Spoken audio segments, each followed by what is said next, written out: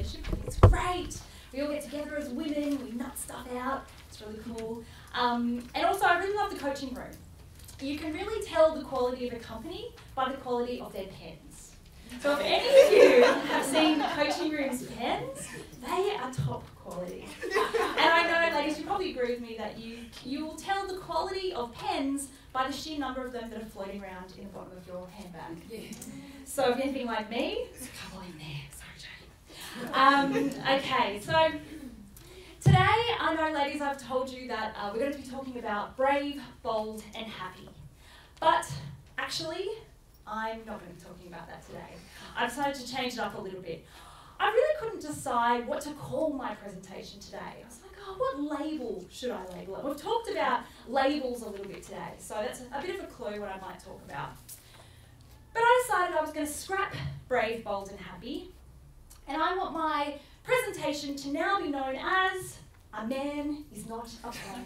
Yes, ladies, a man is not a plan.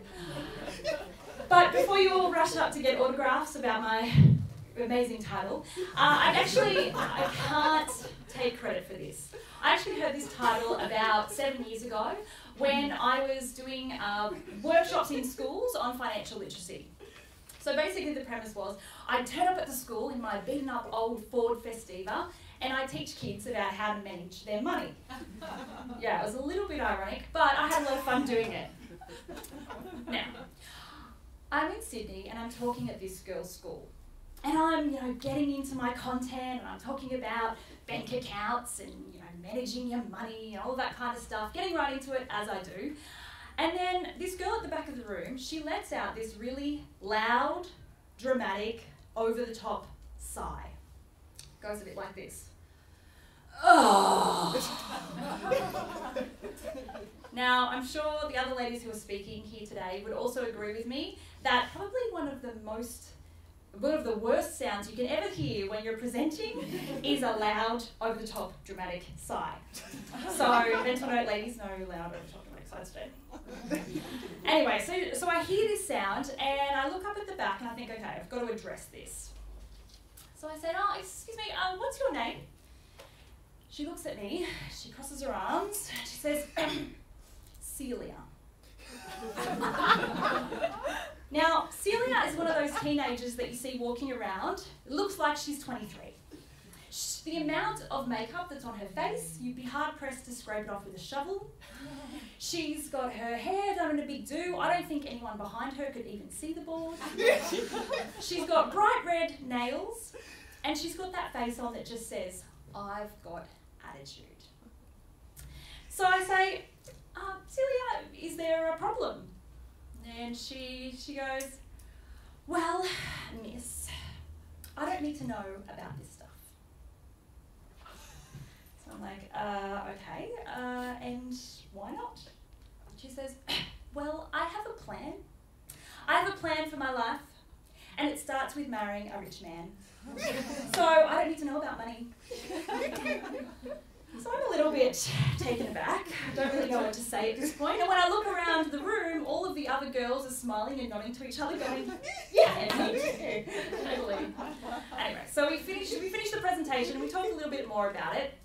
But 2 weeks later, I'm back there and I'm doing another presentation for these kids. And when the teacher takes me into the room, we walk in and she's pretty excited and she opens the door and above the board is kind of like this beacon of light. It's like, oh, and it says, a man is not a plan. And I'm like, okay. And the teacher says, oh, after your presentation 2 weeks ago, I decided that I was going to label my financial literacy unit completely differently. It's now been known as a man is not a plan. And she's like, I'm empowering these girls to actually manage things themselves. And I was like, that's actually pretty cool. So we're here today for Women in Leadership and we're empowering ourselves. So I thought, why not call it A Man is Not a Plan? So I'm still on that title today. But my presentation actually has something to do with that time when I used to talk in schools. Something that I noticed when I used to speak. So what I noticed when I went into schools is the difference in behaviour with these students when they were in single-sex classrooms to co-ed classrooms. And I saw some interesting things. So when I went to just boys' schools, the boys as loud and boisterous as they were in their co-ed classrooms. But the girls were a little bit different.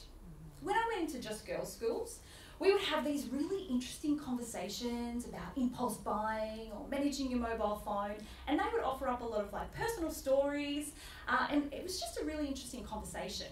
But when we went to co-ed classrooms, that never really seemed to come up. What I saw was that the girls seemed to shrink back a little bit and let the boys take the lead. So that's just kind of what I observed, and why I think days like this are so important, when we women can all get together and we can, go through everything. But why do we do this? Why do we, as women, shrink in the face of men? Now, it's a Women in Leadership Day, so I don't really want to talk about men too much, so let's just focus on us. Why do we as women sometimes shrink? Why do we sometimes become cowardly? Why do we not trust ourselves? Why do we not put ourselves out there? Well, one of the explanations for this I kind of came across was all about labels and identity. And they're two of the things that we've already kind of talked about a little bit today. Labels and identity. So, when we're thinking about labels and identity, I came across this research by this woman named Carol Dweck.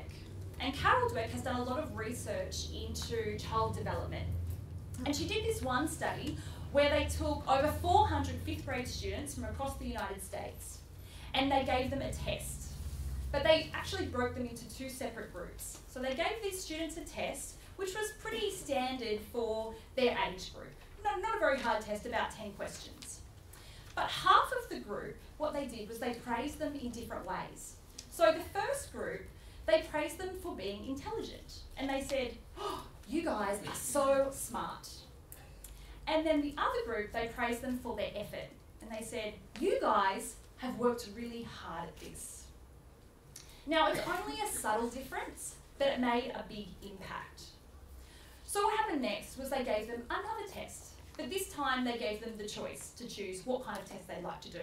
They said you can either do a test that's of similar difficulty of the one you just did, and you'll surely do well on this test, or you can do a more challenging test, which is harder, but it gives you opportunity for growth and development. Now, the interesting thing was that the students who were praised for being smart, most of them opted to do the easier test. So 67% of them opted to do the easier test. Whereas the students who were praised for the effort, most of them chose to do the more challenging test. So 91% of them said, yeah, I'll do the more challenging test. So the learning from this was that once we're given a label, or once we're labelled as something, we'll actually do anything to protect that label. So these students who were told they were smart, they wanted to protect that label. So they didn't want to disprove that they were smart, so they played small. They just did the easier test. And that's something that can go on, that we play small to keep these labels that we've been given. Now, Carol Dweck said about it, she said, "The adult or child hears, 'Oh, you think I'm brilliant and talented, that's why you admire me, that's why you value me. I better not do anything that will disprove this reputation.' And as a result, they enter a fixed mindset. They play it safe in the future and they limit the growth of their talent." So does this kind of resonate with anyone? Does anyone think they might have done this, in the past? Been given some sort of label and played to that label, or played small to keep that label? I certainly have. Quite a few years ago, I was living in the States for a while, and I was living in Florida for a few months. And I'd always seen myself as a bit of an awesome hip-hop dancer. Thought I was pretty good at hip-hop dancing, just dancing in general, really. I'd taken a couple of classes in Australia and I loved it. And when I was at uni, I did I'd go out to the uni bar and do a bit of booty shaking, and I thought I was quite good from that too. Although I was probably quite intoxicated most of the time that I was doing that. But I thought I was a good dancer. Anyway, I was living in Florida and I decided I wanted to take a hip-hop class. So I looked one up and I found one, and I got there 20 minutes early. I was pretty excited, sitting in the foyer, waiting. And, time's ticking away, and eventually it got close to when the class was meant to start, and I still really hadn't seen anyone kind of come out. And then the door opens, and this group of 30-something, 40-something women walk in, they're all talking and laughing, and I'm sitting there thinking, oh, these guys must be doing the class with me. So I get up and I say, hey ladies, are you guys here for the hip hop class? Now the looks that they gave me were quite disturbing. I think they thought I was some sort of alien. The main ringleader kind of looked at me. She looked me up and down. She put her eyebrow up, which I actually can't do. And she said, no, we're actually here to pick up our daughters from dance class. And I went, okay. Turned around, walked back to my seat. But you know what? I was excited. I wasn't going to let that get to me. So I brushed off the Real Housewives of Florida.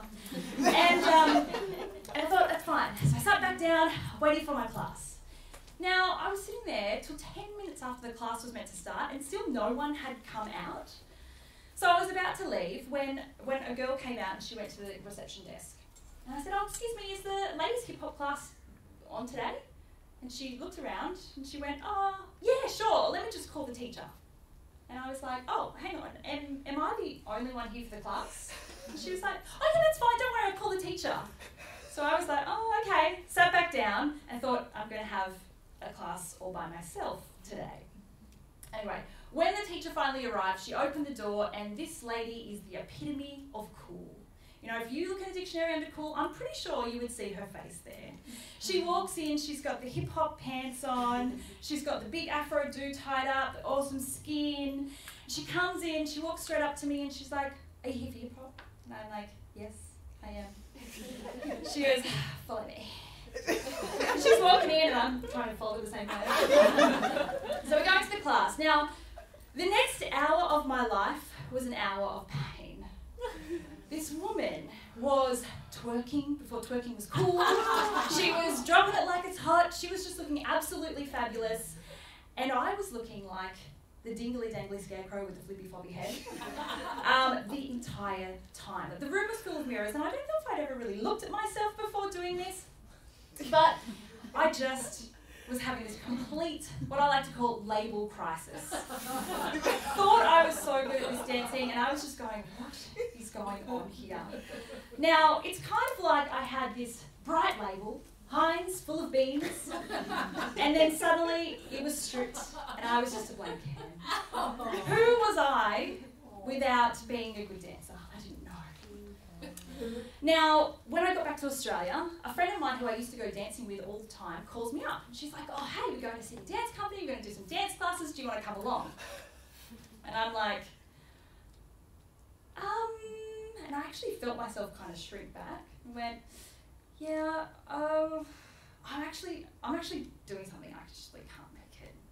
And I didn't put myself out there because I knew that we'd gone before, we thought we were really good, she thought I was good, and I didn't want to disprove that. And I really just didn't want to disprove it to myself either. So I've had this same sort of label crisis go on where I don't want to disprove these labels. But what can we do about this? Now, when I'm thinking about Carol Dweck and I'm thinking about her research and about labels, I'm thinking it's really a passive process. Like someone gives us a label and then we live up to it. But what I want to do is make it an active process, because labels in themselves aren't a bad thing. You know, they help us to bring information down, to chunk things up, and they're going to be there. So why don't we be active about it? Why don't we choose our own labels? So I've developed a little tiny bit of a framework to help us look at labels and develop the characteristics that we really want for ourselves. So this is the way. It's called pick, plan, and practice. So firstly, it's about picking a label or picking the characteristics, something that you want to identify with, and then looking at a plan for that. So what would someone who has that label or those characteristics, what would they do? What would they feel? And what would they say to themselves? So really looking at the specifics. Is that a stop? Really looking at the specifics. So what would they do, what would they feel, and what would they say to themselves? So let's say I picked hang on a second. Hello? Did I come over? Woo! So, let's, oh, I think the battery's dead. Thank you. So let's say I thought, I really to associate with being more of a go-getter. Being more of a go-getter. Okay, so a go-getter. So if I was going to make a plan for this, what would... Hey, let's do this. Let's do this together.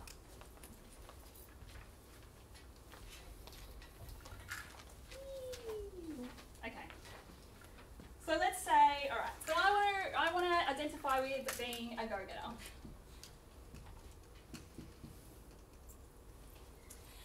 So a go-getter, what would a go-getter, thank you, hang on, one sec. Sorry, hello? Okay, so if I were to be a go-getter, what would a go-getter do? What kind of things would a go-getter do? Focused, okay, so they would focus. Network. Yeah. Who else? Network. Network, okay, network. Yep, what else? Sorry? Set goals. Set goals, yeah. Okay, so we'll just go with those as a demonstration. So they would be focused, they would network, and they would set goals. Okay, so there's some things that I can do around that label. What would a go-getter feel? Motivated. Motivated? Energized. Energized?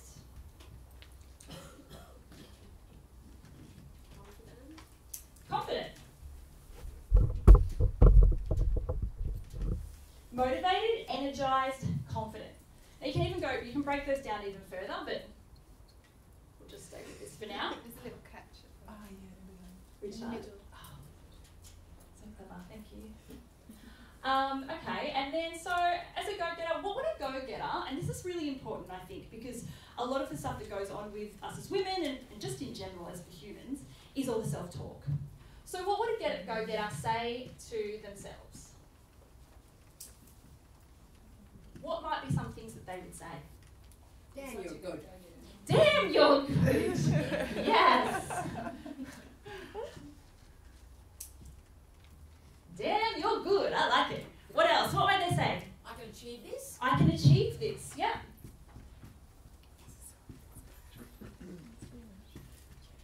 I can achieve this. What else? It's possible. It's possible. Definitely. It's possible. Great. So we'll just use those three. Damn, you're good. I can achieve this. It's possible. Now, if I look at that and I go, are they the sort of things that I'm saying to myself at the moment? Well, I don't think they are. So there's things there straight away that I can go, all right, well, things I can do, I can network, I can set goals, I can change what things that I'm saying to myself and think about how I'm feeling and how I'm showing up.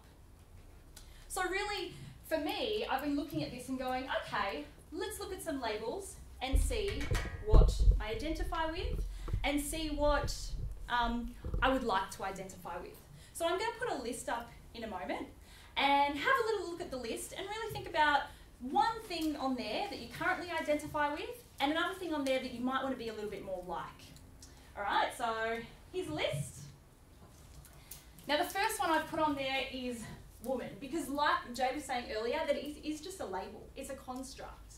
And as women, we associate with being as women. Who here has ever seen a Disney movie? Okay, most people in the room. Who here thinks they're a bit of a Disney expert?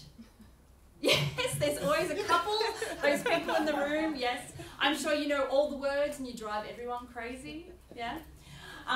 But the thing is, there was actually a study done in the Philippines about these Disney movies and looking at how women are portrayed in Disney movies. And they looked at 7 different Disney movies that had women as both the protagonist and the antagonist and looked at how they were viewed. And what they came up with was that in these films, women who were the protagonist were generally viewed as submissive and the males were dominant. But when they looked at the villains usually had the characteristics of the males. They were dominant, they were powerful, they were forthright.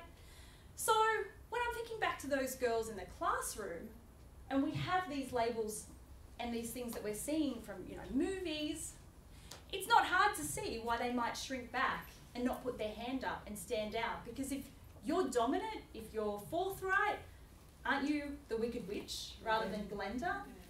So it's something that sometimes we go towards as a label. So that's why I put it there. Anyway, have a bit of a look at these. One that you identify with at the moment, whether it's positive and negative, it doesn't really matter. And also something that I found was that if you look at there and you go, oh, my family would probably say I was that one, it's also something that you're probably identifying with. I guarantee it's showing up somewhere in your life. Like when I was a kid, my family used to always say things like, oh, you can't make a decision, because we'd go out for dinner and I always looked at the menu and I couldn't work out what to have. Probably says more about the fact that I love food and just want to try everything. But because that was the thing that I couldn't make a decision, suddenly I started to think that I couldn't make a decision in other areas. And now here I am today. I'm not very decisive. You know, I make excuses because I'm not decisive. But I can turn that around by doing this kind of process. So does anyone want to share? Anyone want to share one that they feel like they associate with at the moment? Yeah? Indecisive. Indecisive, yeah, you have that label as well. Yeah? Anyone else? What about one that you would want to be a bit more like?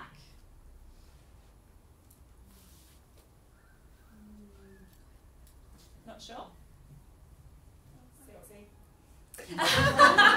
You've already got that, you don't need to do that. Yeah, Jake?